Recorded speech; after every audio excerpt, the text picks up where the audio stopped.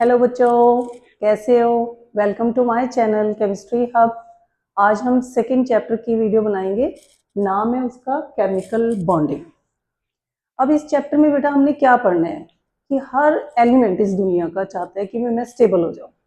अब स्टेबल होने का मतलब क्या है कि every element want noble gas configuration. हर कोई कहता है कि मैंने नोबल गैस कॉन्फ़िगरेशन बना लेनी है। ठीक है? अब नोबल गैस का मतलब जैसे हीलियम है, उसमें के शेल है। के के अंदर ये छोटा सा न्यूक्लियस, के शेल, इसमें 2 इलेक्ट्रॉन है। बस के की कैपेसिटी भी 2 ही इलेक्ट्रॉन की है और 2 ही इलेक्ट्रॉन भगवान ने डाल के भेज दिए, तो ये बहुत स्टेबल है। फिर नेक्स्ट ले लो नियोन, उसमें 2 शेल वाला भगवान ने बना के भेजा है ये। अब एक एक और दूसरा शेल भी आ गया।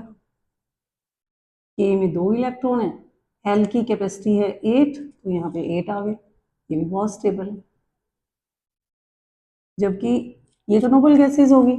अब और कौन कौन सी होती हैं? Helium, neon, argon, krypton, xenon, radon, और ऐसे करके नोबल गैसेज हैं। सोडियम का देखो अब क्या होगा। सोडियम का 11 एटॉमिक नंबर है, तो इसमें 3 शेल है, के एल एम। पहले वाले शेल में भगवान ने 2 डाल दिए, फिर 8 एंड 1। अब ये तो यहाँ पे तो लास्ट वाले में 8 इलेक्ट्रॉन नहीं है। जब बेटा फर्स्ट शेल ही हो और वो पूरा भर जाए 2 इलेक्ट्रॉन्स के लिए, उसको बोलते हैं ड्यूप्लेट कंप्लीट हो गया।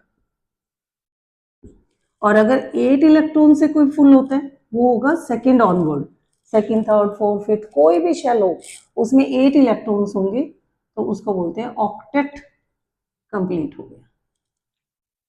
तो नोबल गैस बनने के लिए अगर उसका फर्स्ट शेल है, वहां पे 2 इलेक्ट्रॉन होने चाहिए, मतलब ड्यूप्लेट शुड बी कंप्लीट। और अगर उसके अलावा कोई और एलिमेंट है, तो वहां पे 8 इलेक्ट्रॉन होने चाहिए। अब सोडियम के केस में तो 1 इलेक्ट्रॉन है। ये तो कहेगा भी मैं तो 8 कैसे करूं। तो सोडियम 7 तो गेन नहीं कर सकता है, क्योंकि ये भी उनको पता है 3 से ज्यादा कोई ले नहीं सकता, 3 से ज्यादा कोई दे नहीं सकता। इसी तरह एक और लेते हैं हम लोग, जैसे ऑक्सीजन। एटॉमिक नंबर इसका है 8। अब इसमें के एल 2 ही शेल आएंगे, 2,6। अब यहाँ पे 6 इलेक्ट्रॉन है, इसने भी 8 करने हैं कि मैं यहाँ पे भी 8 करूँ। तो अलग अलग तरीके से हर कोई अपने आप को स्टेबल नोबल गैस जैसा बनाने की कोशिश करता है। अब देखो कैसे कैसे कर सकते हैं, how this problem can be solve, कि कैसे हर कोई अपने आप को नोबल गैस जैसा बना ले। उसके लिए अपने पास 2 ऑल्टरनेट है। या तो वो अपने कंप्लीटली इलेक्ट्रॉन ट्रांसफर कर दे, ट्रांसफर ऑफ इलेक्ट्रॉन्स जो फ्रॉम वैलेंस शेल।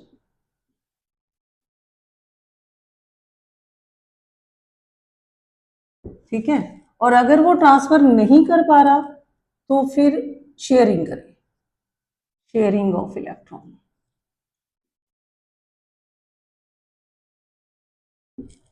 अगर ट्रांसफर ऑफ इलेक्ट्रॉन हो रहा है, तो वहां पे बॉन्ड बनेगा आयनिक बॉन्ड, या इसका दूसरा नाम है इलेक्ट्रोवेलेंट बॉन्ड।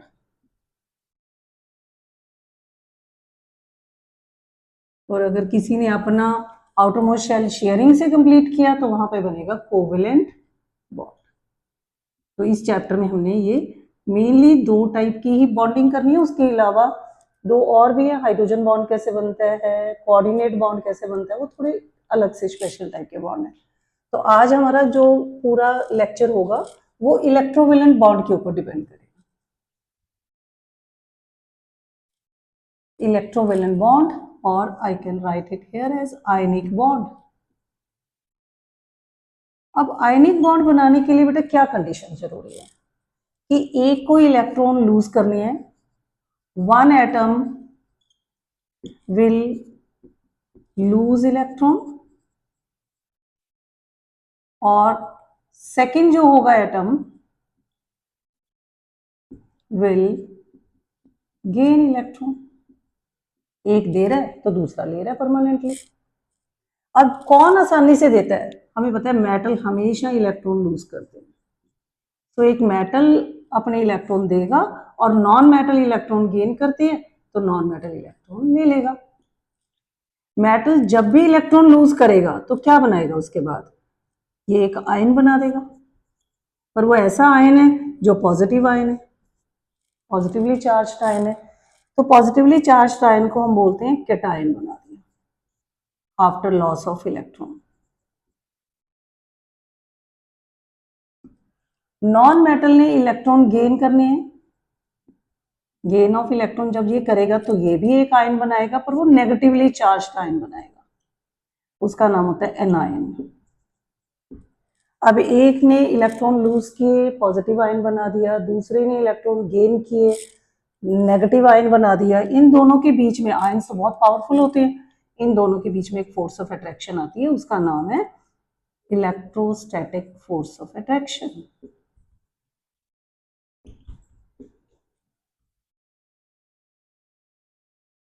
ये बहुत पावरफुल अट्रैक्शन है, इसके कारण इतना परमानेंटली ये दोनों पॉजिटिव नेगेटिव आयन आपस में जुड़ जाते हैं, अलग ही नहीं होती जल्दी से।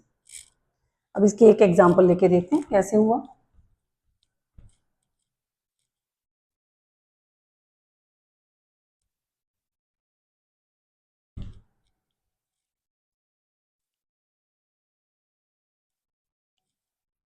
कुछ एक अलग अलग सी केसेस हैं बेटा, जो हमें पहले लुईस एक साइंटिस्ट थे, लुईस, उन्होंने हमें एक सिंबल लिखना बताया, क्योंकि हमें पता है बेटा सिर्फ वैलेंस इलेक्ट्रॉन ने पार्टिसिपेट करना है, अंदर वाले तो पार्टिसिपेट ही नहीं करते। तो जैसे सोडियम का हम एग्जाम्पल लेते हैं, मैं सोडियम क्लोराइड बनाना बताऊंगी कैसे बनता है।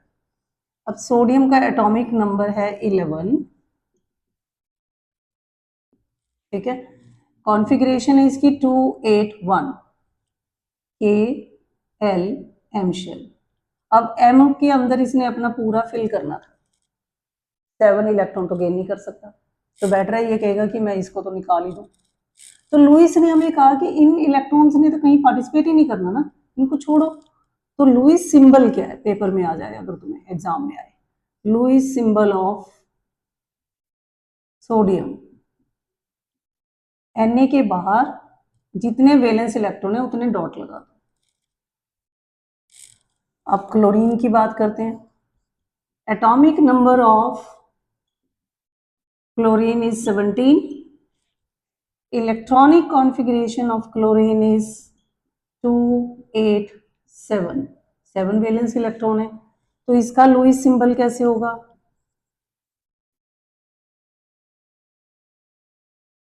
Cl डाला और उसके आसपास तुम 7 डॉट लगा दो। ये अलग कलर से भी शो कर सकते हो, या फिर एक को डॉट से शो कर दो, दूसरे को क्रॉस से शो कर दो, पता तो लगे ना किसके इलेक्ट्रॉन यूज हो गए। अब आगे कैसे होगा देखो, अब ये सोडियम था, कॉन्फ़िगरेशन थी 287, एक डॉट था इसके पास, 281 सॉरी, 281 एक डॉट था। फिर आ गया क्लोरीन, उसके बाद 287, तो यहाँ मैंने 7 डॉट लगा दिया, कॉन्फ़िगरेशन है 287। दोनों ही अपने लास्ट में 8 इलेक्ट्रॉन करना चाहते हैं, ये 7 नहीं गेन कर सकता, ये 7 लूज नहीं कर सकता। तो क्या होगा कि ये वाला इलेक्ट्रॉन ये कहेगा बेटर है मैं इसको ही दे देता हूँ, क्लोरीन को। अब अगर इसने ये इलेक्ट्रॉन क्लोरीन को दे दिया तो सोडियम का तो ये खत्म हो गया बेटा। अब इसके पास कितने इलेक्ट्रॉन रहे? सिर्फ 2 और 8। इसके ऊपर एक इलेक्ट्रॉन कम होने के कारण पॉजिटिव चार्ज आ गया, प्लस जो Cl था उसके पास 7 तो खुद के ही थे ये,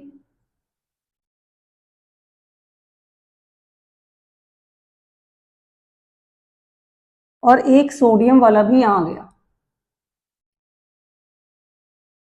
-1 चार्ज, या +1 या -1। अब इसकी कॉन्फ़िगरेशन क्या होगी? 288।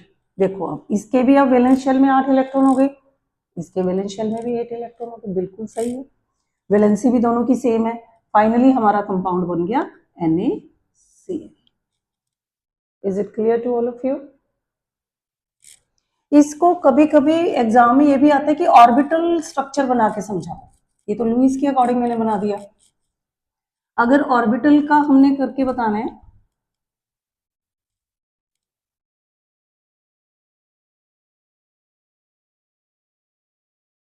सोडियम के केस में हम कैसे दिखाएंगे, ये हो गया न्यूक्लियस,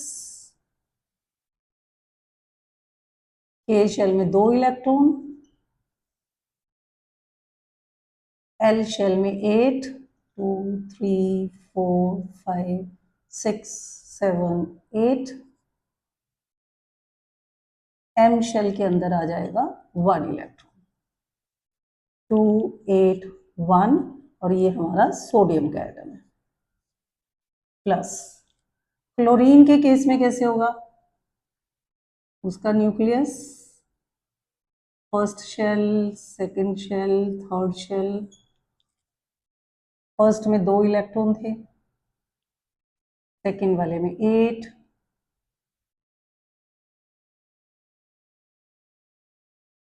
और लास्ट वाले में 7 इलेक्ट्रॉन।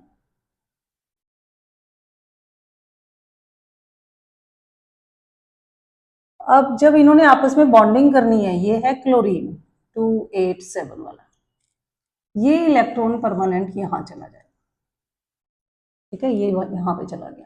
तो अब क्या हुआ, सोडियम के केस में सोडियम का साइज तो भाई छोटा हो गया, जो सोडियम का कैटायन बना था, क्योंकि पहले वो 3 फ्लोर का घर था, अब सिर्फ 2 ही रह गए, उसके अंदर 2 ही शेल रह गए।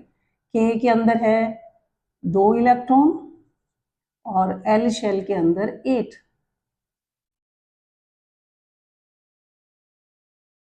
प्लस इसके ऊपर एक पॉजिटिव चार्ज आ गया, क्योंकि इसने 1 इलेक्ट्रॉन लूज कर दिया था। क्लोरीन का केस देखो, ये क्लोरीन का nucleus, first shell, second and third. पहले वाले में 2 इलेक्ट्रॉन थे, फिर 8 बनाते हैं, 2 3 4 5 6 7 8, फिर 2 3 4 5 6 7 8, तो यही 8 रही, 7 ये खुद के ही थे, 8वां तो ये वाला आ गया इसका। इसने 1 इलेक्ट्रॉन गेन कर लिया, दोनों के ऊपर प्लस माइनस चार्ज है, फाइनली हमारे पास NaCl। तो अगर ऑर्बिटल स्ट्रक्चर के अकॉर्डिंग बताए, पेपर में आए कि बना के बताओ, तो इस तरह बता देना बेटा, लुईस के अकॉर्डिंग आए तो हम लोगों ने ऐसे बता देना। फटाफट कॉपी कर लो इसको।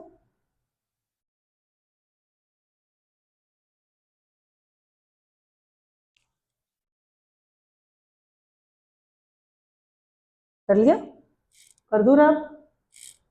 नेक्स्ट तुम्हारे एग्जाम के लिए तुम्हारे जो सिलेबस में स्ट्रक्चर है, वो है मैग्नीशियम क्लोराइड का।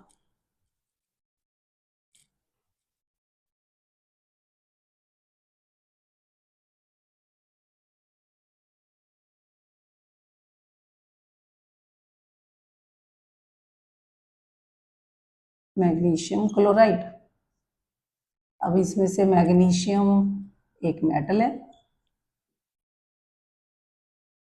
इसका एटॉमिक नंबर है 12, इलेक्ट्रॉनिक कॉन्फ़िगरेशन है 2,8, 2। वैलेंस इलेक्ट्रॉन तो 2 हैं बच्चे इसके पास, 6 गेन नहीं कर सकता ये, तो बेटर है कि 2 लूज कर देगा, ठीक है। अब नेक्स्ट आ गया क्लोरीन, वो एक नॉन मेटल है, एटॉमिक नंबर 17, इलेक्ट्रॉनिक कॉन्फ़िगरेशन 287, इसके बाद 7 वैलेंस इलेक्ट्रॉन है। ये कहेगा मुझे 1 लेना है, मैग्नीशियम कहेगा मैंने देने ही 2 हैं, मैं तो 1 दे ही नहीं सकता। अब कैसे होगा देखो, तो लुईस सिंबल पहले बनाते हैं। लुईस सिंबल मैग्नीशियम के लिए 1 डॉट, और जो क्लोरीन होगा मैग्नीशियम के लिए 2 आएंगे ना, 2 है वैलेंस इलेक्ट्रॉन, 2 डॉट, क्लोरीन के लिए 7। अब कैसे स्ट्रक्चर बनेगा देखो, पहले हम लेते हैं मैग्नीशियम। इसके पास 2 इलेक्ट्रॉन है, एक इस साइड शो कर देती हूँ मैं, एक इस साइड, कहीं भी दिखा सकते हो तुम, ऐसा नहीं है कि एक ही साइड दिखाना है। पहले इसके साथ एक क्लोरीन आया, क्लोरीन को वैसे ब्लैक से ही बनाते हैं अपन,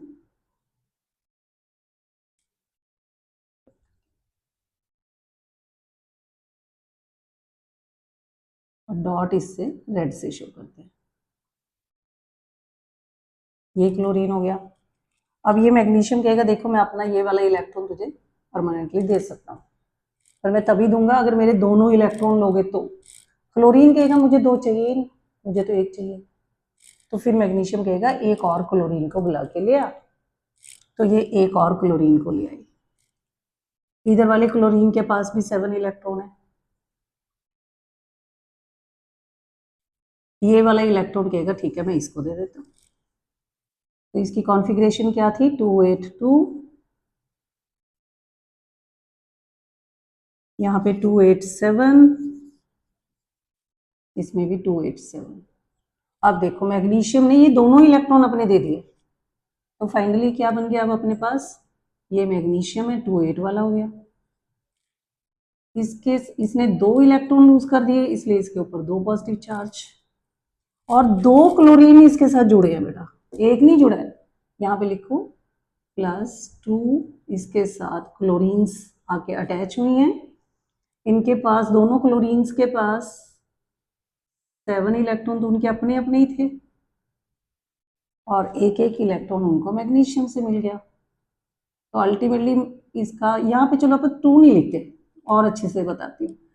इस क्लोरीन ने 1 इलेक्ट्रॉन गेन कर लिया, फिर एक और क्लोरीन भी आ गया था ना, ये क्लोरीन,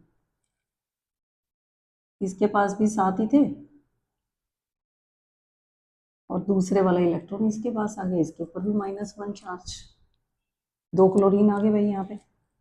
यहाँ पे पॉजिटिव चार्ज 2 और नेगेटिव चार्ज भी माइनस माइनस 2 बार आ रहा है।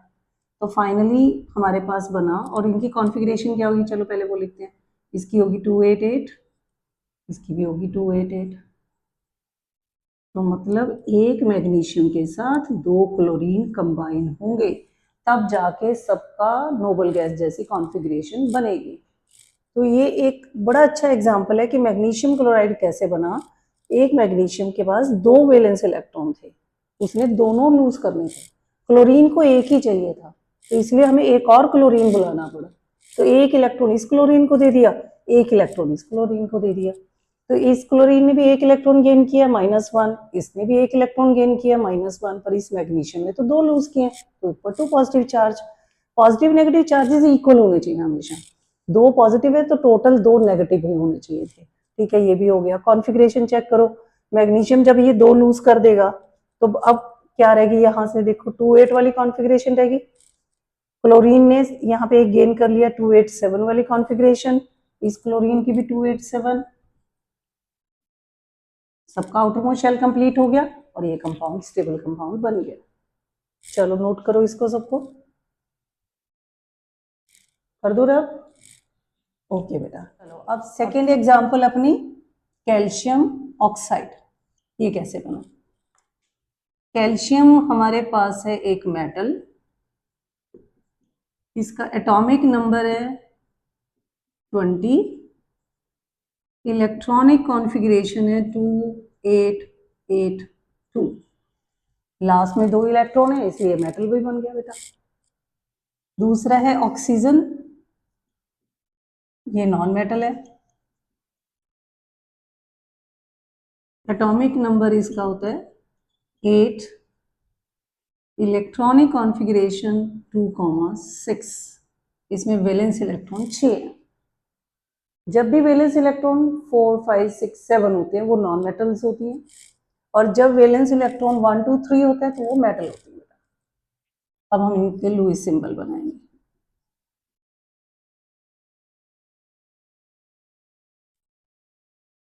कैल्शियम अगर लिखोगे तो इसके वैलेंस इलेक्ट्रॉन 2 लिख दो, ये लुईस सिंबल है, और ऑक्सीजन के लिए 6 डॉट लगाने पड़ेंगे,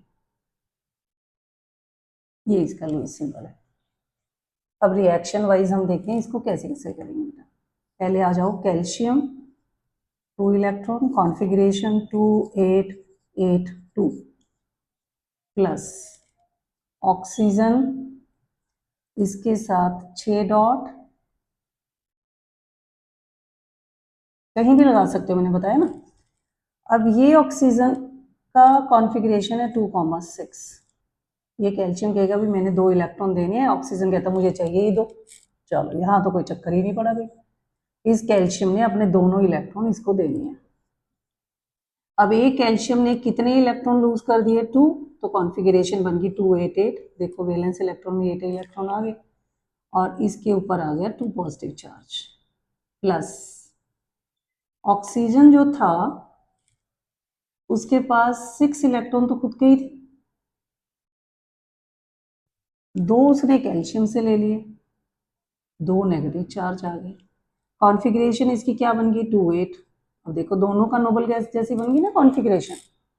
फाइनली हमारे पास बन गया CaO, क्योंकि जब वैलेंसी दोनों की सेम हो जाती है कैंसिल होके फॉर्मूला बन गया। नोट करो इसको। चलो एक और, वैसे तुम्हारी अभी बुक में तो नहीं है, वो सिलेबस में नहीं है, पर एक इंटरेस्ट बनाने के लिए मैं बताती हूँ एग्जाम्पल क्या करना। जब उतने लेवल तक करने लग जाओगे तो फिर कोई भी आए एग्जाम में सब कर लोगे। कि एल्यूमिनियम ऑक्साइड का कैसे बनेगा? Al2O3, ये फॉर्मूला कैसे बना? एल्यूमिनियम मेटल है, इसका एटॉमिक नंबर है 13, इलेक्ट्रॉनिक कॉन्फ़िगरेशन 283, मेटल होगी 3 इलेक्ट्रॉन आ गए। दूसरा है ऑक्सीजन, ये नॉन मेटल है, atomic number 8, electronic configuration 26, 6 electron है तो ये नॉन मेटल होगा। अब लुईस सिंबल के हिसाब से मैंने 3 डॉट यहाँ लगा दिए इसके, this is Lewis symbol, plus oxygen का लुईस सिंबल क्या होगा? O डाल के 6 डॉट लगा दो। अब इनमें रिएक्शन कैसे होगी बेटा?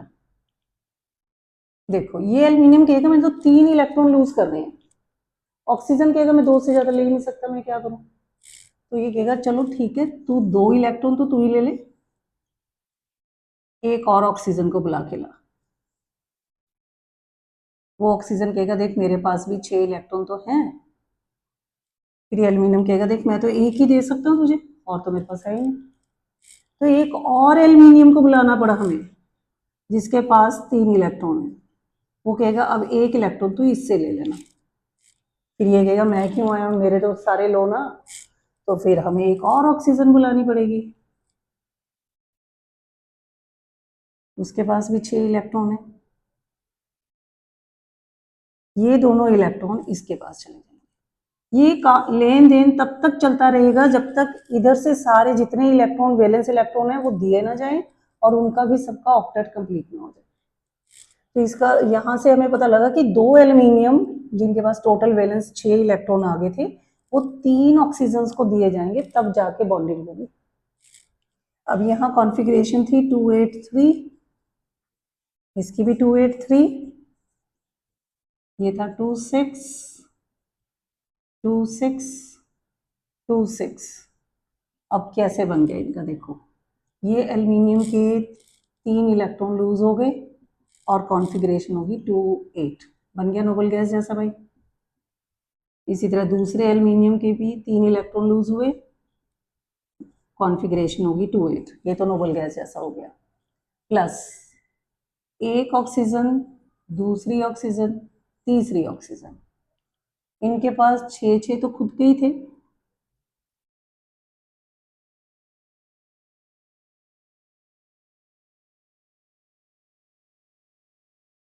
यहां से 3 इसने देने थे, 3 ही इसने देने थे, तो 2 इसको मिल गए, 2 इसको मिले, 2 ही इसको मिले।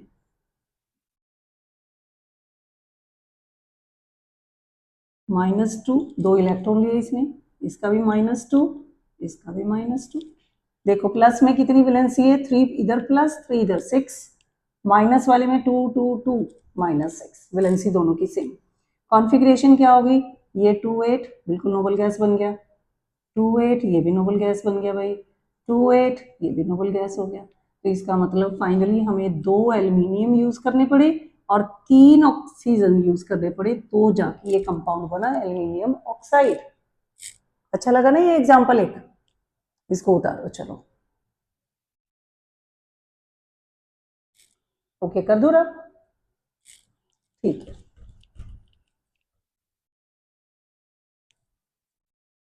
अब नेक्स्ट है कि ये तो मैंने बता दिया तुम लोग को कि ऐसे आयनिक कंपाउंड बनते हैं, पर इसके लिए कोई कंडीशन तो होगी ना बेटा, क्या कंडीशंस है कि कंपाउंड आयनिक होगा, या कौन कौन से ऐसे एलिमेंट हैं जो आयनिक कंपाउंड बनाएंगे।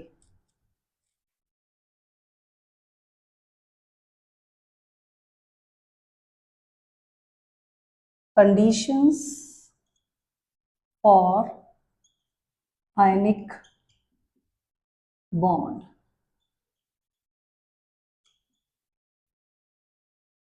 पहली कंडीशन तो यही है कि एक मेटल होनी चाहिए, one metal and one non metal होना चाहिए, ठीक है। सेकेंड, मेटल भी ऐसी होनी चाहिए, मेटल लूज करेगी, चलो ऐसे ही शॉर्ट कर देते हैं, metal will lose electron and non metal will gain electron.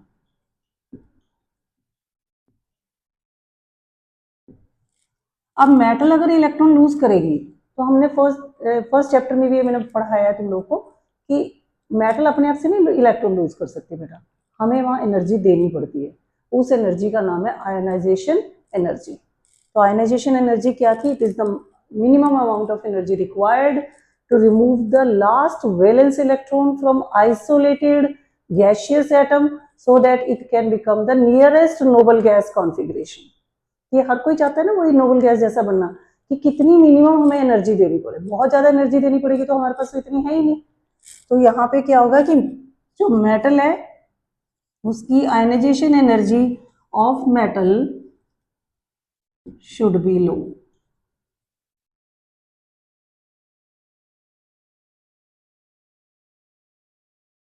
ये कम होनी चाहिए।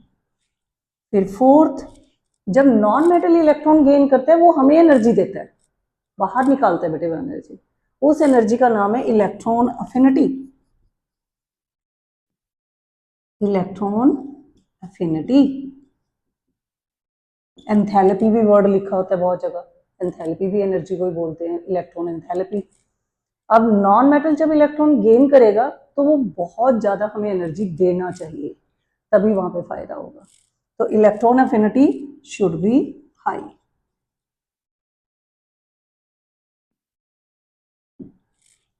फोर्थ, ये फिफ्थ आ गया। अब किसकी आयनाइजेशन एनर्जी क्यों कम होगी भाई, साइज में बहुत डिफरेंस होना चाहिए। मेटल जितनी बड़ी साइज की उतना आसानी से इलेक्ट्रॉन बाहर निकल सकता है, इसलिए उसकी एनर्जी कम होती है, आयनाइजेशन एनर्जी। नॉन मेटल जितना छोटा होगा उतना जब वो इलेक्ट्रॉन लेगा तो हमें एनर्जी ज्यादा रिलीज करेगा। So there should be a large difference in the size of atom, difference in size, difference in size of both the atoms should be more, बहुत डिफरेंस होना चाहिए। मेटल इनमें बड़ी होनी चाहिए, metal should B big and non metal should be small. Last, difference in electron negativity, difference in electron negativity should be more. अब ये term एक नई यूज हुई है कि इलेक्ट्रॉन नेगेटिविटी है क्या चीज, उसके लिए एक तुम्हें छोटी सी स्टोरी समझाती हूँ। अब दो बच्चे हैं, ए और बी दो करके दो बच्चे हैं, दोनों 100 रुपीज डाल के एक बुक खरीद के लाए। कंट्रीब्यूशन दोनों की देखो बिल्कुल सेम है, 100 एक ने डाले, 100 दूसरे ने डाले, 200 रुपए की वो एक बुक खरीद के लाए। अब अगर उनमें से बी बहुत चालाक हो, कोई भी हो सकता है चालाक, चलो मैं बी मान लेती हूँ, बी बहुत चालाक है, वो कह रहा है कि देख 24 घंटे में से 23 आवर्स तो मैं ही यूज करूंगा इस बुक को, और ए को कह रहा है कि तुझे 1 घंटे के लिए बुक मिलेगी, बोल अगर ऐसा तू मानता है तो मैं तेरे साथ बुक खरीदने जाऊंगा, नहीं तो नहीं। तो ए बेचारा कह देगा ठीक है कोई बात नहीं, चल तू मुझे 1 ही घंटे के लिए दे दिया। तो क्यों कहा उसने, जबकि उसने तो कंट्रीब्यूशन पूरी की थी। तो यहाँ पे हम ये बोलेंगे कि ए तो बेचारा बहुत सीधा सा है और बी बहुत चालाक है। तो केमिस्ट्री में चालाक वर्ड को क्या बोला गया, इलेक्ट्रोनेगेटिव, इलेक्ट्रोनेगेटिविटी।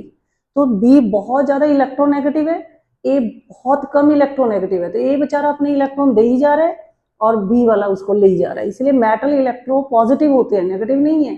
उनके दिमाग में ऐसा नहीं है मेटल के केस में कि मैंने इलेक्ट्रॉन नहीं देना, वो बेचारे इलेक्ट्रॉन दे ही जाते हैं, नॉन मेटल इलेक्ट्रॉन लेते रहते हैं। तो दोनों के अंदर इलेक्ट्रॉन नेगेटिविटी का डिफरेंस बहुत ज्यादा होना चाहिए, एक की इलेक्ट्रॉन नेगेटिविटी बहुत कम होनी चाहिए और एक की इलेक्ट्रॉन नेगेटिविटी बहुत ज्यादा होनी चाहिए। पूरे पीरियोडिक टेबल में सबसे ज्यादा इलेक्ट्रॉन नेगेटिविटी, सबसे चालाक एलिमेंट कौन सा है, फ्लोरीन। फ्लोरीन सबसे चालाक एलिमेंट है और इसकी इलेक्ट्रोनेगेटिविटी है 4। अब NaCl क्यों बना बेटा, क्योंकि देखो ये कम चालाक है, ये ज्यादा है, इसकी इलेक्ट्रोनेगेटिविटी है 0.9 इलेक्ट्रॉन वोल्ट, इलेक्ट्रॉन वोल्ट एक एनर्जी का यूनिट है, और क्लोरीन की होती है 3.0 इलेक्ट्रॉन वोल्ट। काफी डिफरेंस है दोनों की इलेक्ट्रॉन नेगेटिविटी में, चालाकी में, तो बड़ा स्टेबल बॉन्ड बनता है। अब तुम्हारे ये भी आ जाता है कि strength of this ionic bond किन किन बातों पर डिपेंड करती है। तुम कहोगे एक तो इलेक्ट्रोनेगेटिविटी के डिफरेंस पे डिपेंड करती है, ज्यादा डिफरेंस होगा तो ज्यादा पावरफुल बॉन्ड बनेगा। दूसरा साइज के डिफरेंस पे डिपेंड करती है, अगर साइज में बहुत ज्यादा डिफरेंस आएगा तो जो बॉन्ड बनेगा बहुत पावरफुल बॉन्ड बनेगा। नेक्स्ट अपन करना है इलेक्ट्रोवैलेंसी क्या होती है।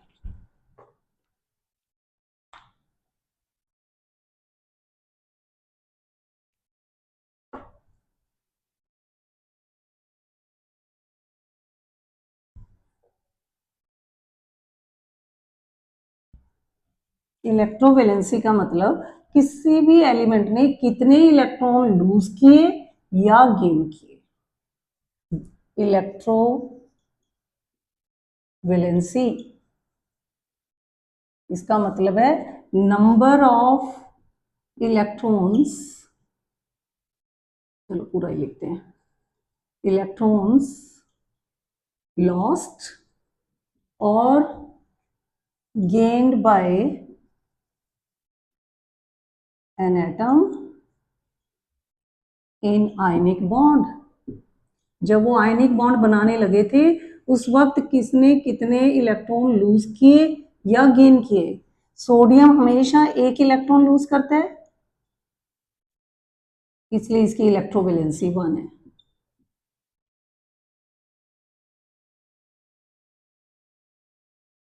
ऑक्सीजन 2 इलेक्ट्रॉन गेन करता है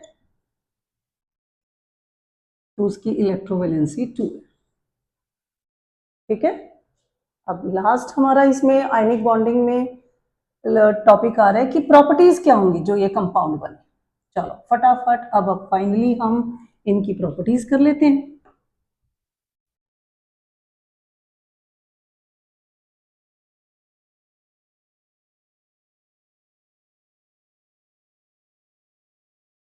प्रॉपर्टीज ऑफ आयनिक कंपाउंड, जो आयनिक बॉन्ड से बनेंगे उन कंपाउंड की क्या प्रॉपर्टीज होगी। सबसे पहले they are very hard solid, बहुत हार्ड सॉलिड होते हैं। जो भी प्रॉपर्टी तुम आप लिखोगे ना उसमें हर जगह मैं तुम्हें आयन आयन जरूर बोलूंगी, क्योंकि देखो अब इसका आंसर समझो, ये हार्ड सॉलिड क्यों है, क्योंकि इनके अंदर पॉजिटिव नेगेटिव आयंस होते हैं और वो आयंस के बीच में एक बहुत पावरफुल फोर्स ऑफ अट्रैक्शन है। अब NaCl हम लिख तो ऐसे देते हैं कि ये Na है, ये Cl है, पर अकेला ऐसे नहीं बेटा, इसके इधर Cl हो सकता है, इसके इधर Na हो सकता है, पॉजिटिव ये नेगेटिव है, फिर इसके इधर Na लगा दो, यहाँ Cl लगा दो, सोडियम, क्लोरीन, क्लोराइड, इस तरह करके ह्यूज एक बहुत बड़ी स्ट्रक्चर बन जाती है जिसमें बहुत सारे सोडियम आयन भी हैं और क्लोरीन आयन भी है। तो फोर्स ऑफ अट्रैक्शन भी ज़्यादा है और आयंस भी बहुत ज़्यादा हैं, तो एक बिग स्ट्रक्चर बनती है इनकी। उस बिग स्ट्रक्चर का नाम है बिग मॉलिक्यूल, जिसको हम बोलते हैं लैटिस। तो ये लैटिस बनाते हैं और इनके जो सॉलिड्स होते हैं they are very very hard. Second, इनकी डेंसिटी क्या है? They are heavier than water, so they have more density than water.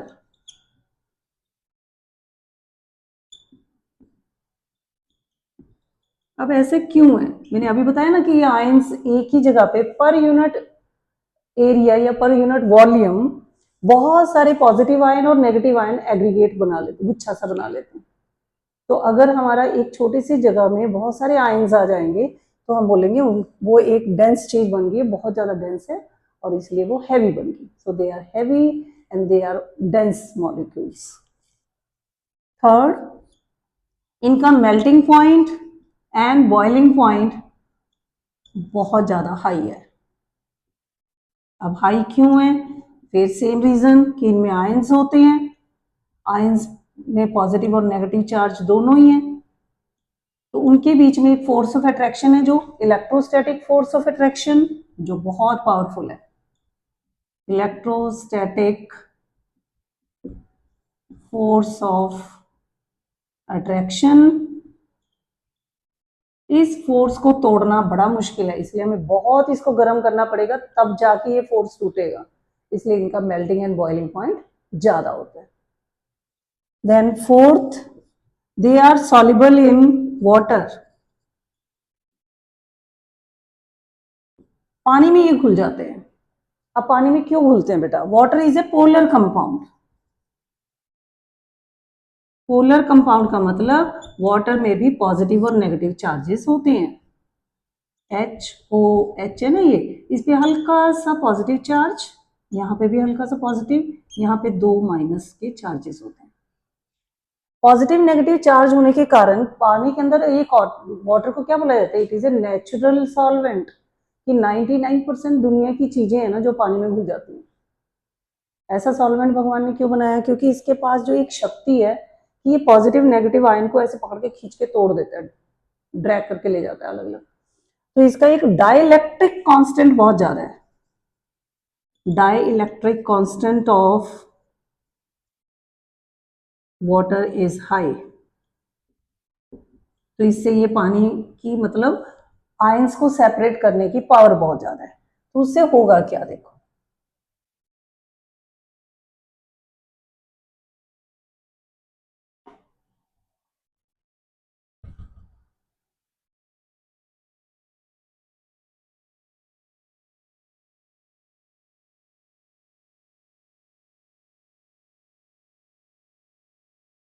अब NaCl है, Na पॉजिटिव था, Cl नेगेटिव था भाई, इसका ये पॉजिटिव नेगेटिव जुड़े पड़े हैं।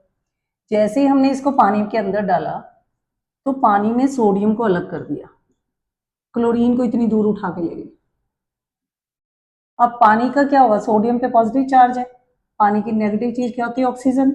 ये देखो ऑक्सीजन पे नेगेटिव चार्ज बनाया था, ये इस तरह करके सोडियम के आसपास घेरा डाल के खड़ा हो जाता है कि मैंने जाने ही नहीं देना तुझे। -2 चार्ज, डेल्टा बोलते हैं इसको, S डाल के छोटा सा नीचे से ऐसे घुमा दो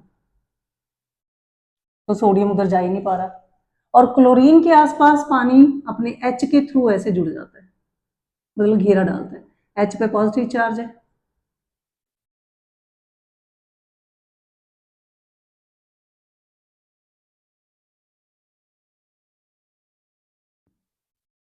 slightly positive charge.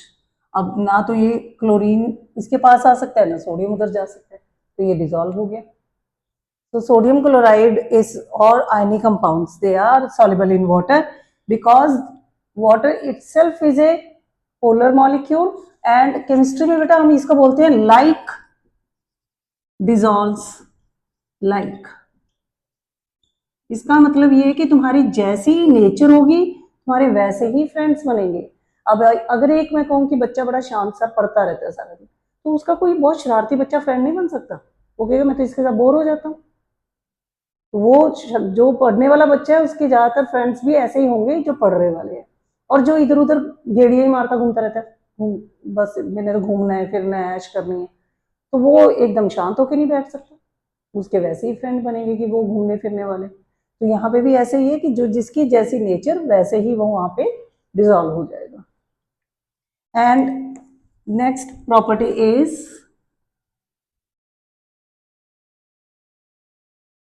I think it is the seventh point.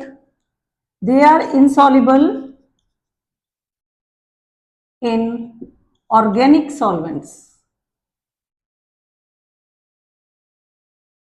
Organic solvents का मतलब है कि जैसे मैं बेंजीन ले लूं, अल्कोहल, या फिर पेट्रोल ही ले लो, चलो सिंपल सा तुम्हारे समझने के लिए। इनके अंदर ये नहीं घुलते नमक, क्योंकि इनके ऊपर पॉजिटिव नेगेटिव चार्जेस नहीं है। मैंने बताया ना, इनकी फ्रेंडशिप नहीं होती है इसके साथ। So they are insoluble in organic solvent. And last property, they conduct electricity.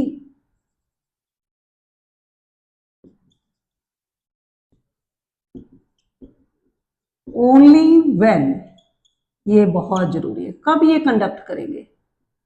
Their ions are free. Ions तो हैं इसलिए बिजली कंडक्ट करते हैं, पर वो आयंस फ्री होने चाहिए। Their ions are free. अब वो फ्री कब होंगे बेटा? या तो हम इसको मेल्ट कर दें, मेल्ट इट, या इसको फ्यूज भी बोल देते हैं, या इसको पानी के अंदर डिसॉल्व कर दो, डिसॉल्व इन वाटर। तब इसका नाम लिखा जाता है एक्वस सॉल्यूशन कंडीशन में। So ionic compounds, they conduct electricity when their ions are free, and we can make their ions free either by melting them, तो उनको बोलते हैं कि ये मेल्टेड फॉर्म में या फ्यूज्ड फॉर्म में बिजली कंडक्ट करती हैं, और when we dissolve them into water, ये ऑलरेडी मैंने बता दिया, तब भी आयंस अलग हो जाते हैं and they start conducting electricity. और जो कैटायन, ये पॉजिटिव चार्ज वालों को कैटायन बोलते हैं, नेगेटिव वालों को एनायन बोलते हैं। Cation start moving towards cathode, and जो नेगेटिव वाले आयनाइन होते हैं they go to the anode. cation move towards cathode, anion moves towards the anode, and they conduct electricity. तो ये तुम्हारा सारा था आयनिक बॉन्डिंग के बारे में बेटा, और मुझे लग रहा है कि ये सारे अच्छी तरह से तुम्हें समझ आ गया होगा। इसको आराम से बैठ के पढ़ो, वीडियो देखो। अगर कोई भी तुम्हें डाउट आए तो कमेंट बॉक्स में लिखना, और ज़्यादा से ज़्यादा लाइक करो, शेयर करो और सब्सक्राइब करो। Thank you.